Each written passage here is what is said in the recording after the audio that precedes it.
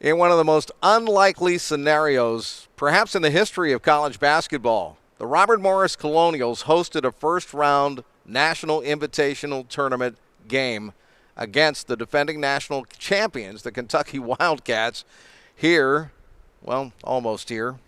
We're sitting on the footprint of what used to be the Charles L. Toole Center here in Moon Township, Pennsylvania, in the West Hills of Pittsburgh, now known as the UPMC Event Center. But that night at the Chuck, as it was lovingly called, Robert Morris upset the Kentucky Wildcats 59-57 in that first-round NIT game.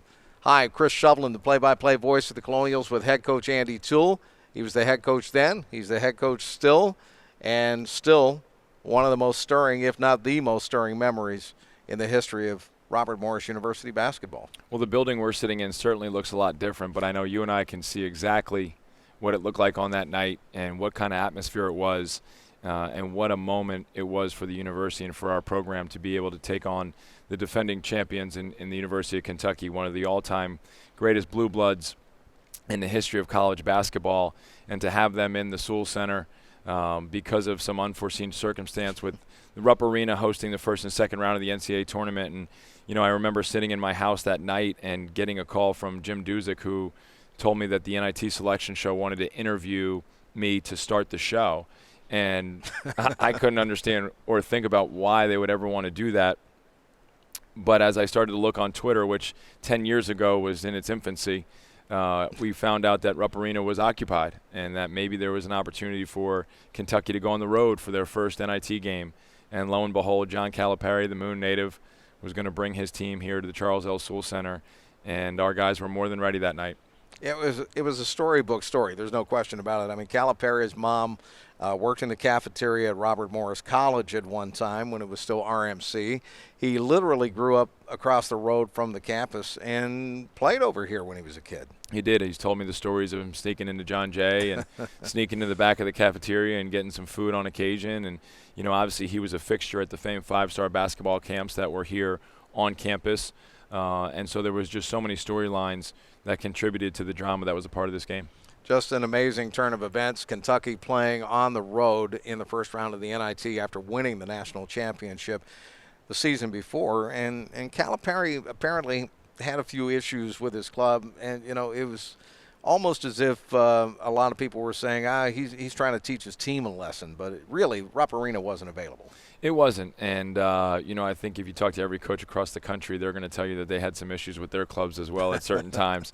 And so, you know, you have to worry about coaching your team. You have to worry about preparing your team. And, you know, you can't always worry about what's going on in that other bench or that other locker room. And I knew our guys, as soon as they found out the news, you know, were immediately locked in and ready to go. And I think that, you know, over the course of the couple seasons that that core group was together, you know, they would always talk about, could we get a team to come and play us at home? Could we have a team come into the Toole Center and play us? Because earlier in that season we had gone to Xavier, lost a one-point game, had a number of opportunities to win the game, 3 shots actually to win the game late, and weren't able to convert, and then went down to Arkansas and had a really close game as well. And I remember traveling back from Arkansas and those guys saying, if we could just get somebody to come play us at our place, I think we could beat them. And all of a sudden at the end of that year, we had our opportunity. I don't know how you feel about the term perfect storm, but I think that night was the perfect storm for Robert Morris. It really was. You know, it was the right group of players on our team. It was the right opponent. It was the right environment. And I think that everybody was ready to take advantage of their opportunity. Our guys were incredibly locked in in those tournaments with short preparation. You really have to rely on what you'd worked on all year long, and our guys executed, you know, to a T. How do you feel about traveling through time? We'll go back 10 years. What do you think? Absolutely. All right, let's do that. Let's go back to Robert Morris versus Kentucky at the old former Charles L. Toole Center on the campus of Robert Morris University in the first round of the NIT. Let's roll the videotape. ESPN, national television. They come to the Robert Morris University campus. Look at the crowd. Not a seat to be found. And I'm telling you, if the fire marshal were here that night, I think he would have thrown all of us out of the building. Not only was there no seats to be found, there weren't very many places to stand either. I mean, a lot of people were surrounding that court shoulder to shoulder, 3, 4, 5 deep. We were well over capacity that night without a doubt. Bob Wischusen and Jimmy Dykes, they were calling the game on ESPN, and as you can see, the crowd literally on their backs. That's how tight the seating and standing areas were that night here at what used to be the Toole Center. And again, perhaps the most electric basketball atmosphere you could imagine at any level. Our students were here 2 hours prior to tip. They stood the entire time. They chanted the entire time. They screamed the entire time. They taunted Kentucky the entire time. And it was a great home court advantage. And just a wonderful atmosphere. As you can see, they're showing the statistics of the comparisons of the two programs. And, I mean, we know the Colonials. We know Kentucky. Realistically, there's no matchup with a history that long that Kentucky has and that vast. No, not at all. I mean, you look at Kentucky's and Kansas's and Duke's and Carolina's and Indiana's and UCLA's, and that's about as far as the list goes with who is at that stature. Let's talk about your starting lineup. Those are 5 solid basketball players right there. Yeah, I mean, ultimate competitors, all guys with great toughness, all guys with great versatility, and that versatility and toughness was put on display. Going up against a bunch of McDonald's All-Americans. Yeah, certainly. I mean, a number of NBA guys, a number of guys that were McDonald's All-Americans, as you mentioned. Nerlens Noel, who was one of their highest-rated recruits, who was hurt earlier in that year, really took a toll on them. But again, we knew we were up for a tough task, and we were ready to face that task. There's Coach Cal.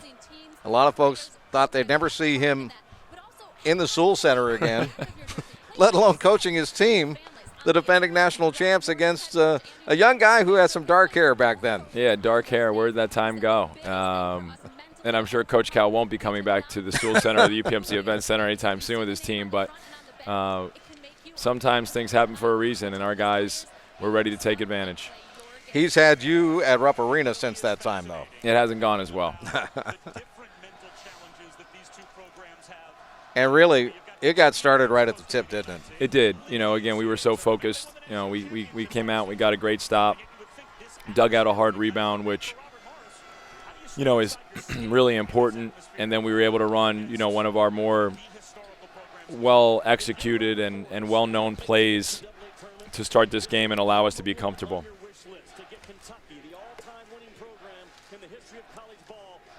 Coach, I have to say it. I like the defense. So do I.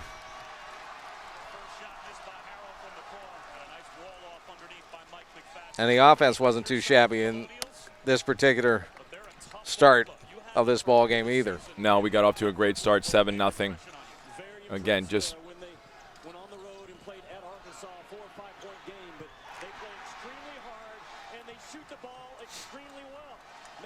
Anthony Myers-Pay was a hard-nosed point guard for you. He was one of my favorite guys that I've ever coached. I mean, every day he was competing. Every day he was working. Every day he was doing everything in his power to be as good a teammate as he possibly could be.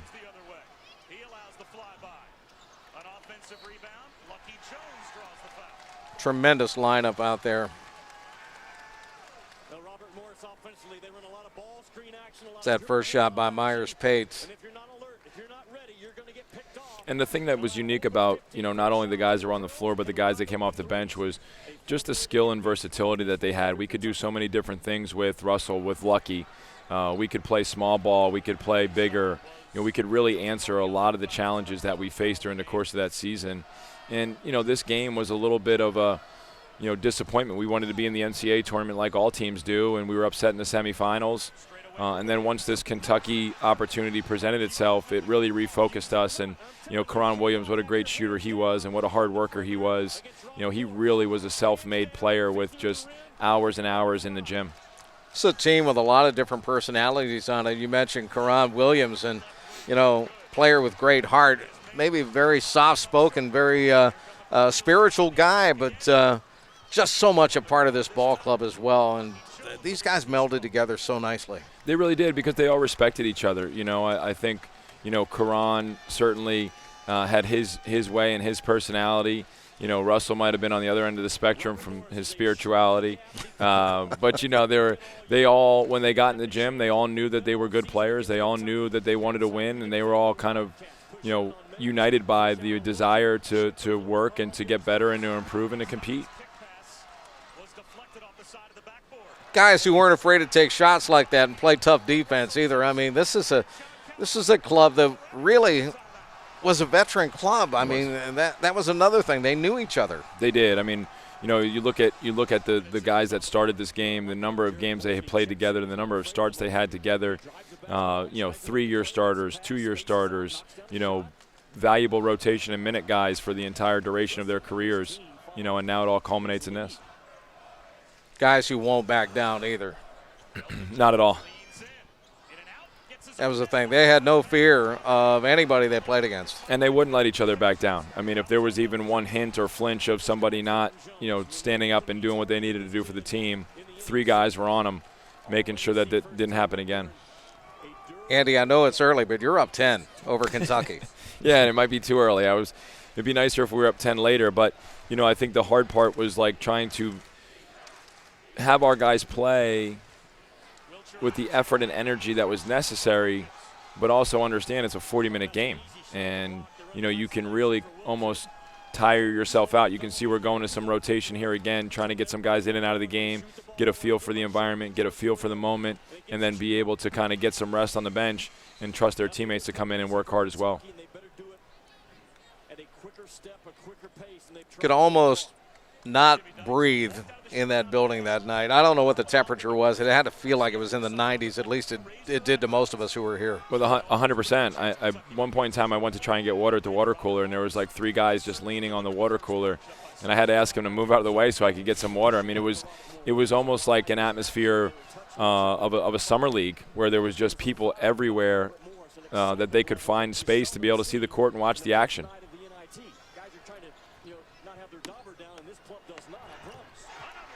Just the pull-up jumpers that I'm seeing at the start of this ball game just exude confidence from your ball club. Yeah, and that was, one of the things that we did really well all year long was shoot the ball. We shared the ball really well, and we shot the ball really well, and that was really one of our offensive calling cards. Then I'm looking at that defense and the out-of-bounds line, the extra defender on that play. It was smothering. Every dribble, every pass. We were rotating really, really well. We were seeing the game really well. Beautiful shot. And the handoff came from Lucky Jones, a Hall of Famer here in the Robert Morris University Athletics Hall of Fame. 1 of 2 from that ball club so far. Correct. Well, 3. Velton, Carvel. Oh, I forgot about Velton. That's right. Carvel and Carvel's going to be in this year. And Lucky. Yep, 3. It's an impressive unit. And, again, you've got to talk about the crowd, the atmosphere.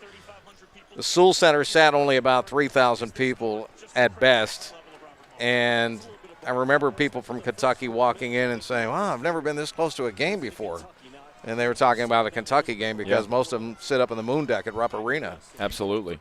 And I think that really was a big part of the storyline was the crowd, was the atmosphere, was the engagement on every possession.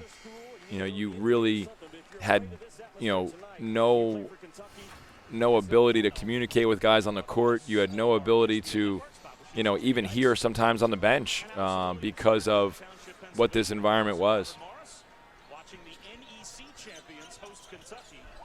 The number 1 overall seed in the tournament is Kentucky. Another big bucket from the top of the key. Just excellent shooting, and the Colonials playing lights-out basketball here. 7.5 to go in the first half. Can you believe what was happening on the floor or from the sideline? Again, I think as we went into this game, I thought there were some areas. I knew we would compete. I knew we'd play hard. You obviously need to make shots. I knew we had some things that we could do to be able to create advantage for ourselves. The question always is can you really, execute and make the shots you need to make? And throughout the entire duration of this game, we did that. We stepped up and made the plays when they needed to be made.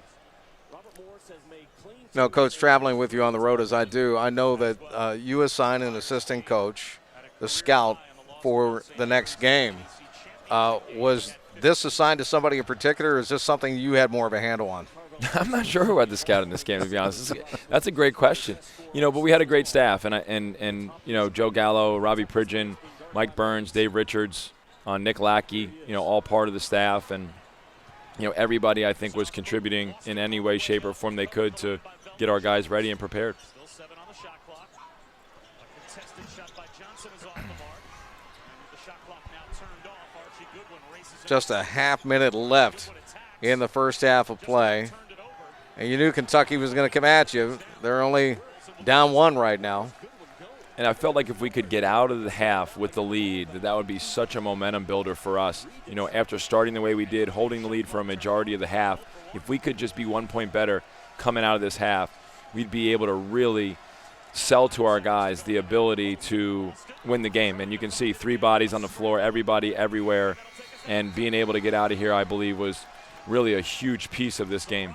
Yeah, you didn't let them have a clean shot at the tail end of the first half of play, and everybody goes into the locker room, and I'm wondering what your thoughts were at halftime, what your team's thoughts were at that point in time. What was everybody saying in the locker room? I think it was business as usual. I think our guys understood that they were in this game, that they could compete with this team, that we needed to continue to execute, and that was what we talked about. We talked about our halftime adjustments, the things we did well, the things we didn't do well, where we needed to be stronger at, where we thought they might attack us at, reminded them that we knew there was 20 more minutes to play.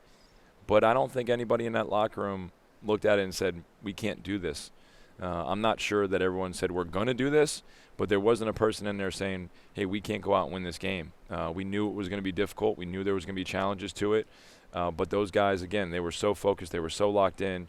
It was the same halftime it would have been against anybody else that was on our schedule during the course of that season. Did you or anybody in the locker room talk about the atmosphere while you were in there? We didn't. We knew we had great support from our student body, from the community. We knew they were going to be on our side. And that was something that, during a lot of our time, together as a team, we didn't always have. And so, I think our guys relished that. It wasn't something that we needed to, talk about because it was so obvious. It was so important, and I think it was so well received by our players that it really just worked hand in hand. And they knew that something special was potentially developing, and they were going to do everything in their power to see it out. You're only halfway through the battle, and the second half was coming up. What were you preparing your players for as they headed back out onto the floor? I think our biggest concern was, could we sustain the effort that we had put forth in the first half? A lot of times in games like this, you have a duration of time where you can handle bigger, faster, stronger athletes that you're matched up with possession after possession after possession, and you always get a little bit concerned on, can you do it for the full 40 minutes? And so that was the biggest thing in my mind, was could we go out there and defend the way that we had for the first half? Could we take care of the ball? Could we get shots on the rim? I didn't necessarily even care if some of those shots went in. I just wanted them to get on the rim so that it didn't turn into a heavy possession game, because the heavy possession game would have lended itself to Kentucky's advantage. If we would have started to get up and down and get that game into the 70s or above, it would have been in their favor. And so could we continue to make enough shots to control tempo, to set our defense, and to hang on? All right, can Robert Morris continue on, get the upset?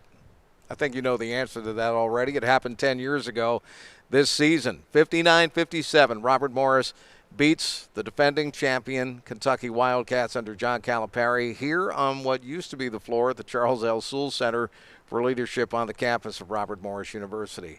Andy and I come back. We'll take a look at the second half coming up next, and what a finish it was for Bobby Moe right here.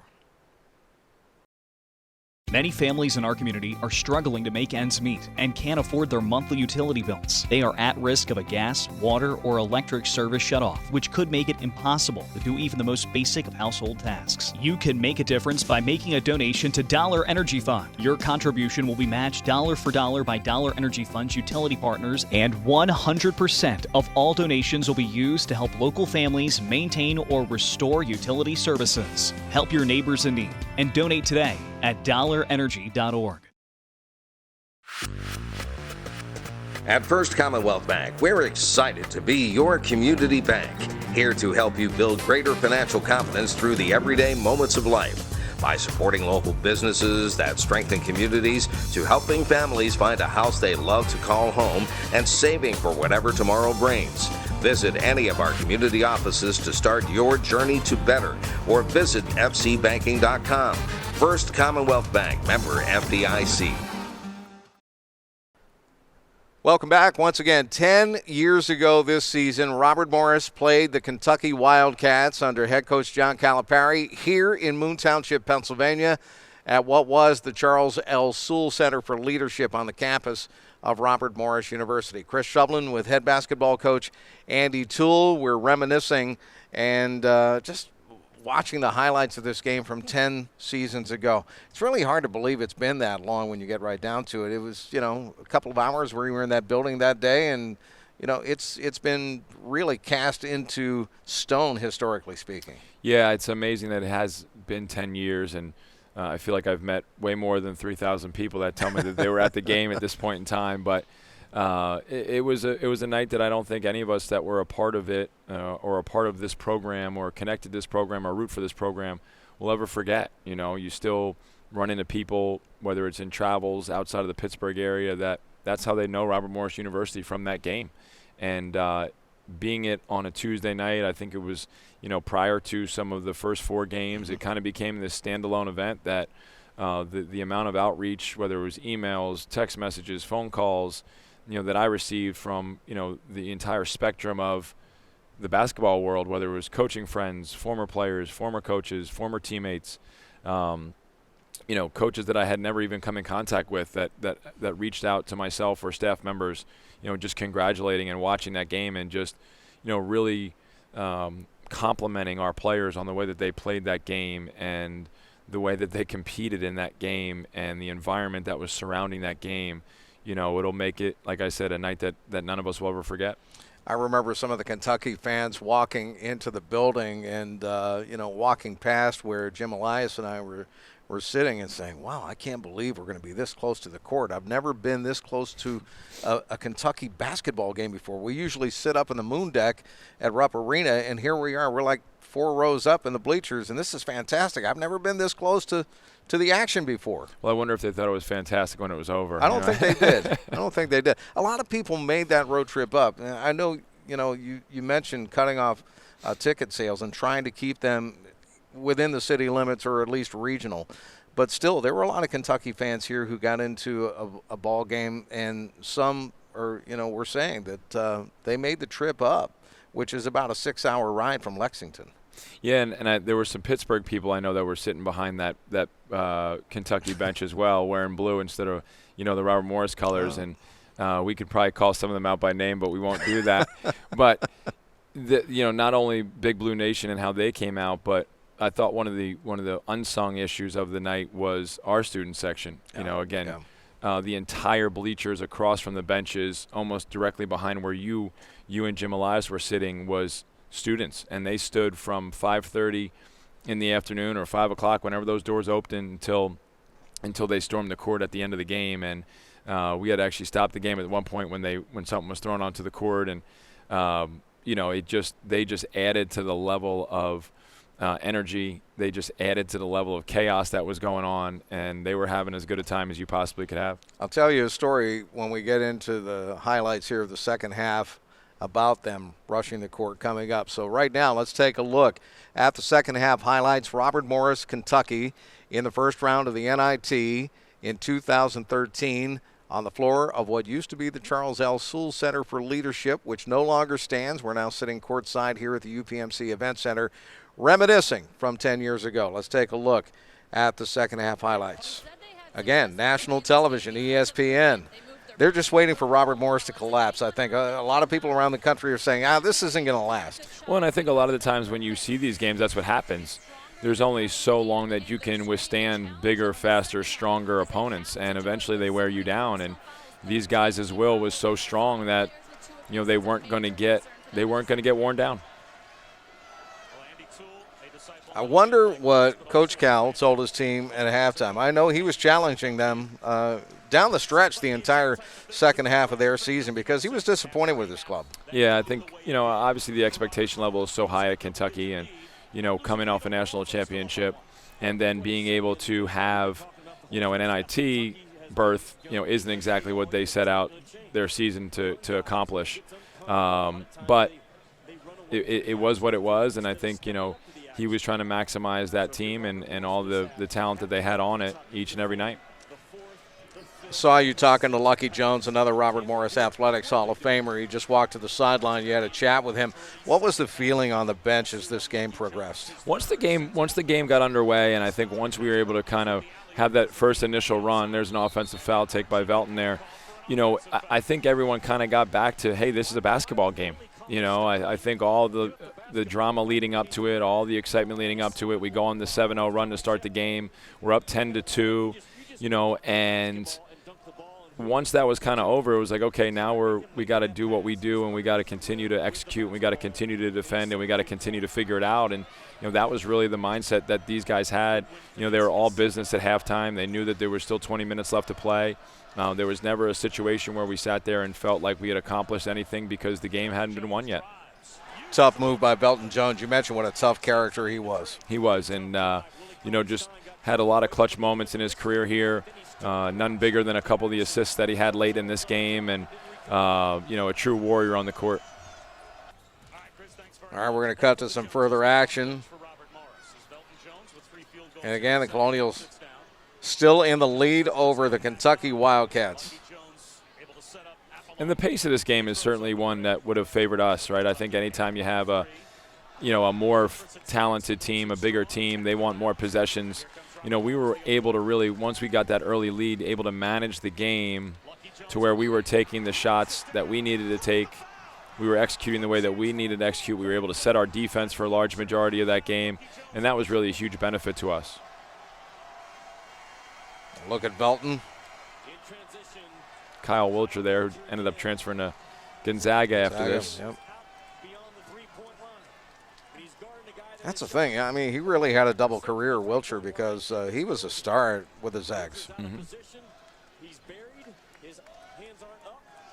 Again, I'm looking at the faces of your Colonials. I mean, they just look like they're not fazed by this atmosphere at all or by the opponent at all. No, and that's, the number one hurdle in winning some of these games is getting over some of that.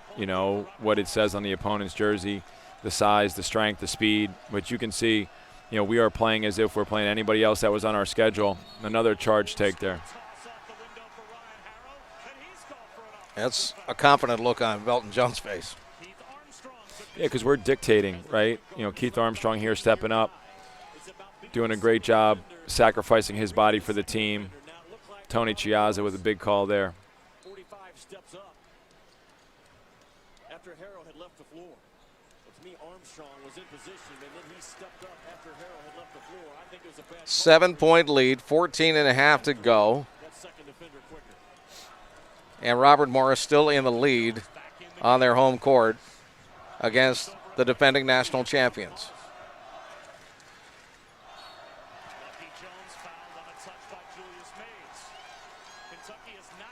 I know you don't want to comment on that play. I thought the whistle was fine.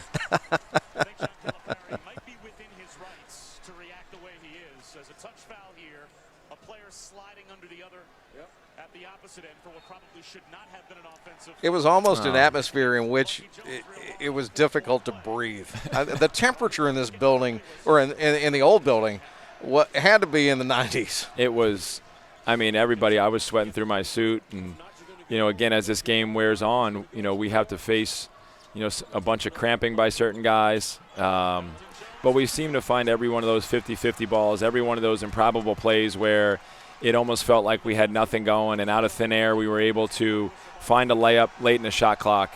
Every time that they were maybe thinking that they had finished a possession, somebody was able to kind of make a spectacular play, similar to that, find a loose ball, put it in the basket, figure it out on offense, and keep guarding. There's a look at the tough guy right there, Belton Jones. Played like an East Coast basketball player from Philadelphia, PA. Certainly did. Let's talk about what you and your staff were conversing about on the bench. We talked about what you and the players were saying in the mood on the bench, but what about the coaching staff? What was being said? I think, we're, again, once that game got going, we're trying to make the best decisions for our team, and we're trying to make sure we're keeping guys as fresh as we can be while keeping the intensity as high as possible. We're trying to give them clear confirmation, clear communication about decisions we got to make, things we've got to be able to do in order to be successful on offensive and defensive possessions. And, Robbie Pridgeon and Mike Burns and Joe Gallo on my staff there, those guys were constantly, in my ear, communicating with each other, trying to make all the decisions that they felt were going to best benefit our team. And our guys went out and executed those things all night long.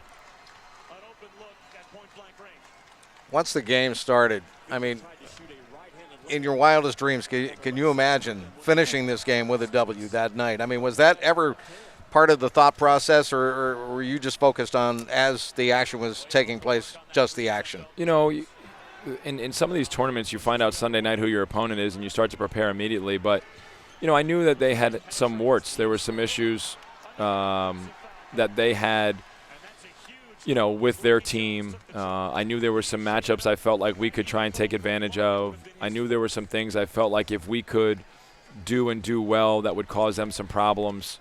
But I don't know if you really envision yourself winning the game. I don't know if you see yourself, advancing in the NIT. But as the game started and as the game continued to progress, that became more and more real. It didn't really seem like it was Kentucky versus Robert Morris anymore. It just seemed like it was, our guys playing the game that we had worked on all year long against a tough opponent, but that we could be in this game, we could handle this game, we could make the plays necessary in this game. Andy, you tell me time in and time again how tough it is to win a Division I college basketball game, no matter the opponent. Yeah. And here you are with a 10-point lead over the Kentucky Wildcats, under 12 to play. And it was the defense. They had 27 points at the half. They've scored 5 points now in, about 8.5 minutes. And that's, again, a tribute to the effort. You can see it.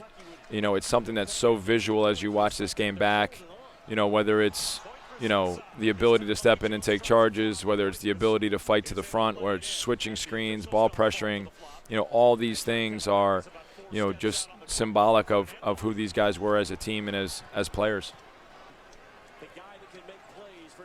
Down to 10.5 minutes to go. And the Colonials continue to hang tough here in the first round of the NIT 10 years ago this season. And what a move by Russ down the right lane side. Yeah, I think Russ will be, in my estimation, one of the most underrated guys in this program's history. His versatility, his ability to rebound. He didn't always get some of the accolades or some of the headlines that some of the other guys that he played with. But he was so capable of doing everything on the basketball court, from handling the ball, passing, rebounding, shooting. He had an edge and a competitiveness to him, one of the smartest guys we've ever coached. And this was really, I think, he had a fantastic senior season, and this was really the culmination of all of that. I know you and I have had this conversation about a win at Quinnipiac, and the building packed at 5 o'clock for an 8 o'clock start or something like that. And I remember the fans were in the building, and as soon as Russell Johnson walked out on the court, they started heckling him, and he laughed right back at them. That was the kind of attitude he had. It was, and those guys, again, they relished being in those spots. It wasn't something that they ever looked at as intimidation. It was fun, and certainly they played with a great joy when they were in those type of environments.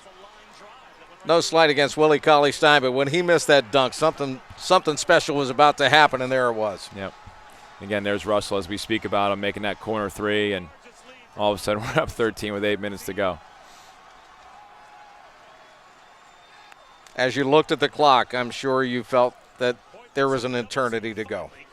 Yeah, 30 seconds was an eternity in this game, let alone 8 minutes and 30 seconds. And, again, we're just trying to take it one possession at a time, trying to maintain the pace of the game to be in our favor, trying to make sure that we're executing on both sides, which was hard. It was really hard to communicate onto the court. It was really hard to get guys' attentions at times, just because you couldn't hear. It was that loud.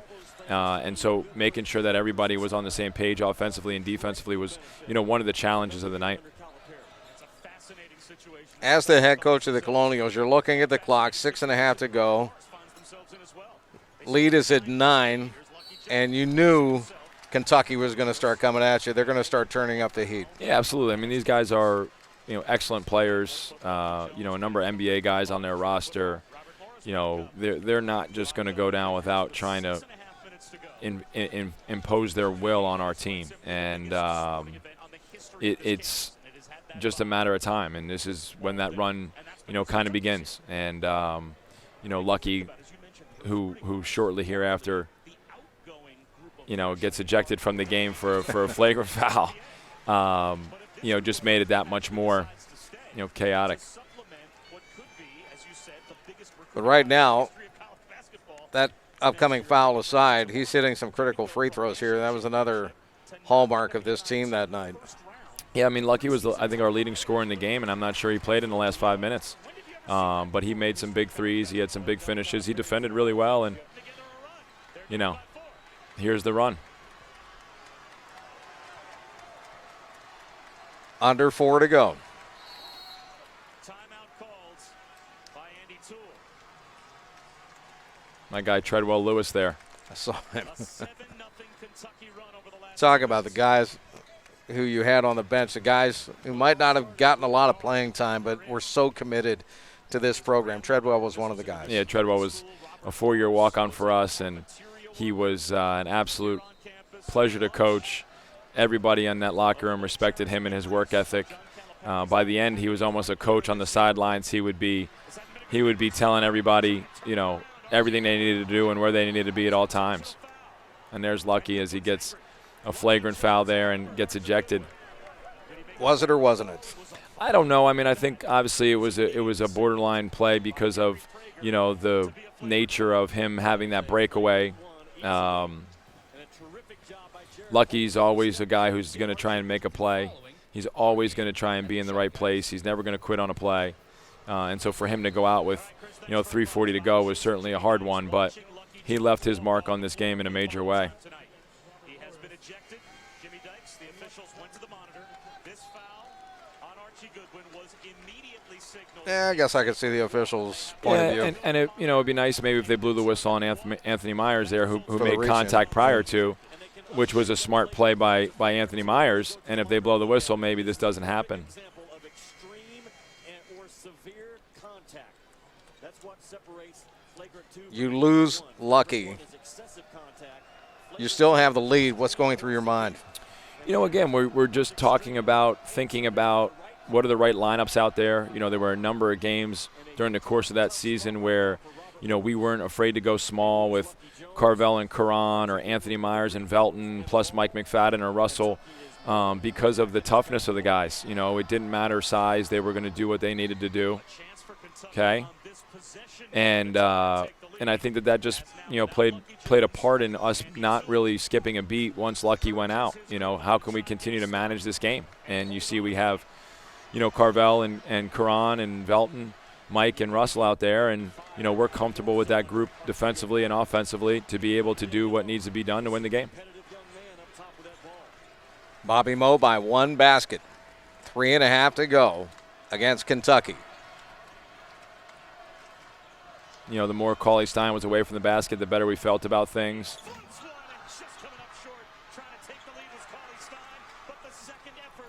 Took 3 efforts, actually, to get that ball to go. All tied up, coming down to the 3-minute mark. The pressure cooker of a building that night in the first round of the NIT. It's amazing, Jimmy Dykes is on this game, and he makes a lot of prophetic statements. I'm not sure any of them came true. So that is going to put Belton Jones at the line to try and give Robert Morris the lead back. All right, Belton Jones going to the free throw line. Hey guys, Archie was definitely upset after that foul, and Coach Cal tried to just calm him down in the huddle, and he looked him in the eyes. He said, look, if you're out of this game, we lose. And he just told him he's got to keep it together out there for his team. Archie just kind of nodded his head, seeming to agree. And the other thing Coach Cal was saying during that last Still have the lead. was gonna come down to defense. Back Took in it the back. lead. Yeah, never lost it.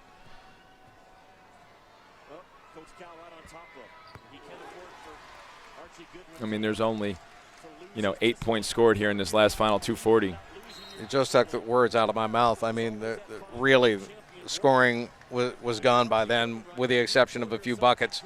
And we're going to see some more coming up here in just a little bit, but it was really defense the rest of the way. Yeah, and that's the way it should have been. The group was an excellent defensive group.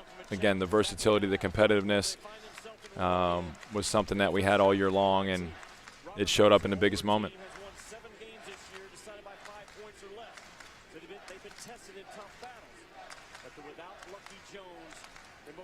Bob Wischusen just commenting, you're playing without Lucky Jones. There's Russell with a big rebound. Bouncers are going Robert Morris's way. Yep. And deservedly so, because you've earned them. Yeah.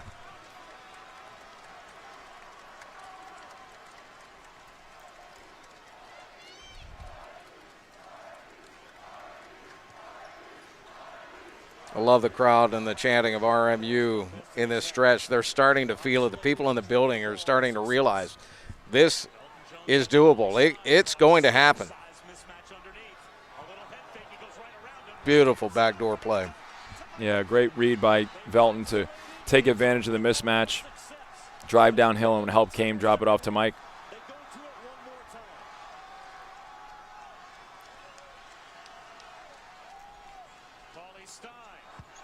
Collie Stein got that bucket, but he got to earn that one too. Again, the defense, good pressure. And now we're down to just a buck 22 to go, and the clock is winding. Robert Morris is up 2. I think Anthony Myers is probably cramping. Half the team was cramping at this point in time. But, again, there's nothing you could have done not to get those guys on the court and not be able to execute this. And Dave Richards in there, head coach at Chatham now. Turn into the shoulder three-point shot. So Kentucky will probably have to still switch the action. If you get caught on a switch, you must stay low, you must stay determined, and fight off the drive. Can Kentucky delete the drive right now? Almost at the final moment. Take the shot clock down and set things up with Myers Payne. And now Belton Jones takes over with 10 to shoot. Ooh. Lost the dribble.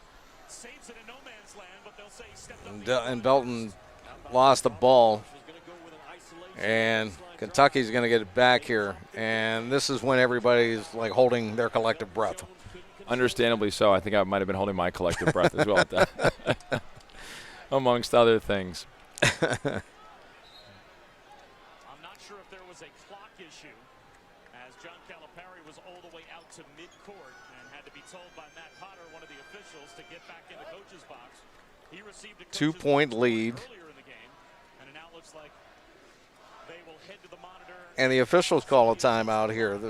It gives you a little bit of a breather, too. Yeah, we needed it. I mean, again, it just every possession took so much out of us to be able to, get a little bit of water, get a little bit of rest, prepare ourselves, and we're probably going over, exactly, continuing to talk about following our formula, continuing to talk about, if they go into Stein, are we going to send help, what we're going to do on screening coverage, just reminding guys of the things that are necessary, how many timeouts we have left. And it's just great to be able to have that kind of communication late in the game. And sometimes some of the reviews are helpful because you can kind of make sure that you have everybody on the same page. I know the memories that come from this game as we're reviewing it again 10 years later are very, very special. Did you keep a souvenir for yourself of this game? Any particular memento from this game that you've kept? I don't have anything. My tie's down here in the front of the UPMC Event Center. Right. I have a couple commemorative pictures of it, but nothing in particular from the game. I mean, just being able to be a part of it is a memory in and of itself. Being able to coach a team in an environment like this is probably something I never thought that would happen for myself, let alone the opportunity to win a game against a team like Kentucky. And the memories are extremely vivid, and I don't think they'll ever fade. We're in the final minute. Are you starting to feel this? Been feeling it for about 39 minutes, and again, we just need that one stop, and that's good defense there by Velton, and just a little bit bigger, Goodwin being able to get downhill and score it. Did the emotion change for you when they scored that tying bucket? No, I mean, I think it's still, again, we knew what the situation was, one possession game. We wanted to get that stop. We weren't able to do it. And now, again, we're ultimate. We're at the ultimate level of fatigue here. Some of the pop, some of the ability to get downhill and create advantage, wasn't there. And so now we're going to try and drive it to the baseline, call timeout. Only 5 seconds left in the possession, and it's not a heck of a lot of time to work with once you get the ball back in bounds. No, but we knew what we were going to do. We were prepared for this situation, and we were able to execute. I put pressure on this out of bounds play right now with 5 seconds on that shot clock, with the ball being out of bounds over there in the corner, but in front of the water cooler. I'm looking at the clock. 12.3 seconds left on the game clock. 5 seconds on the shot clock. That's one of the toughest places to inbound the basketball from, too. Didn't look too tough there, though, did it?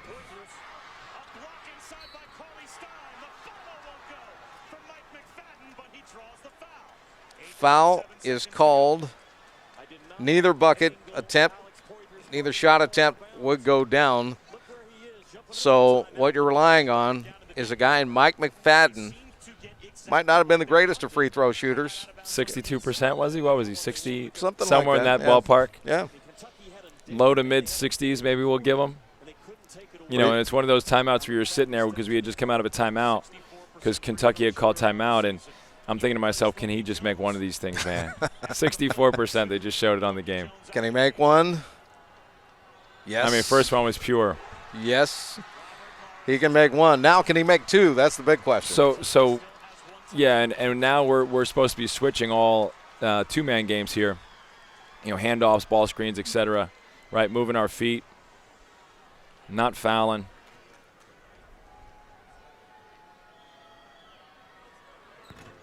It touched every inch of 10, didn't it? Certainly did. And I have chills all over again. This is the last play of the game. And Anthony Myers was supposed to switch that, but he gets a contest. And Welcher misses. And Velton cramps. He can barely walk. He's cramping.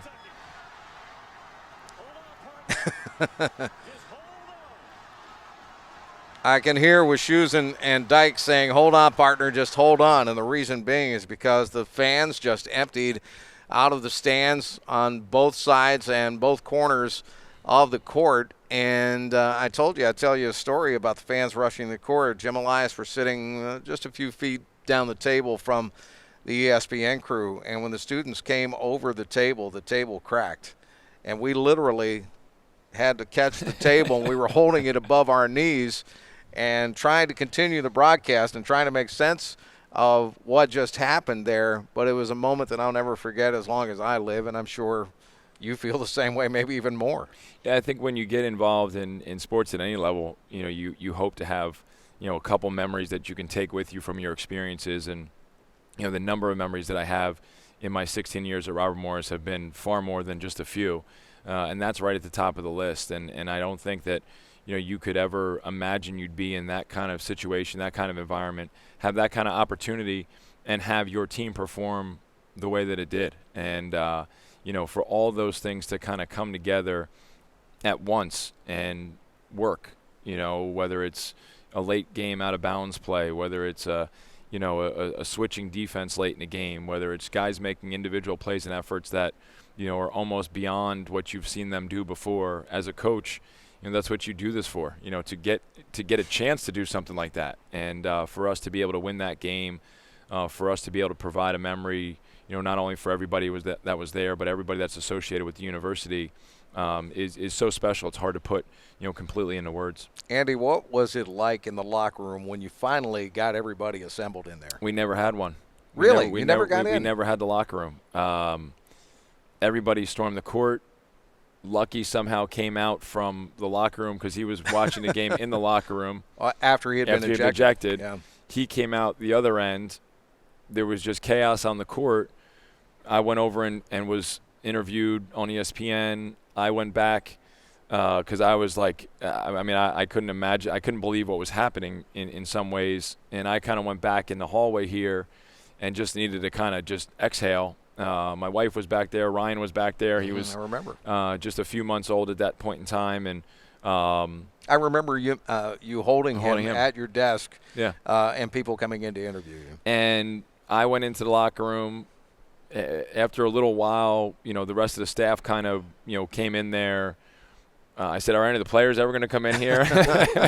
And they were still out here, and we had a couple come in, but we never really all got in there, at least to my recollection, in entirety, and were able to, kind of just, enjoy the moment together. And then, as soon as a little bit of time lapsed, you had to go to the press conference, and you had to go here, and you had to do this. And, the next day at practice, Greg Delamo, who was our president at the time, kind of came and addressed the team and, kind of put into really nice words about what they had accomplished. And as much as it was exciting for them to beat Kentucky and it was a major accomplishment, I don't think they fully grasped, what it meant, beyond themselves and beyond the program. And, that was certainly, a great moment for those guys, I think, to kind of sit back and really think about what they had just done. And we were getting ready to go play Providence in the second round of the NIT, and so you don't always get a ton of time to reflect. And,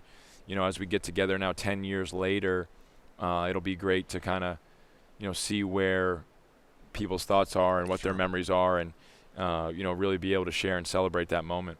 Can you remember what it was like going home after the game? Did you sleep? I mean, were you able to sleep? Did you stay up all night? Because, I mean, we were literally, flipping channels when I got home, and I think most of the people in the building were, and every sports channel in the country and every regular channel in the country, they were all talking about Robert Morris upsetting Kentucky, and you could flip from ESPN to ESPN2 to whatever sports channel you wanted to flip to, and Robert Morris was on TV. Yeah, and I didn't sleep that night.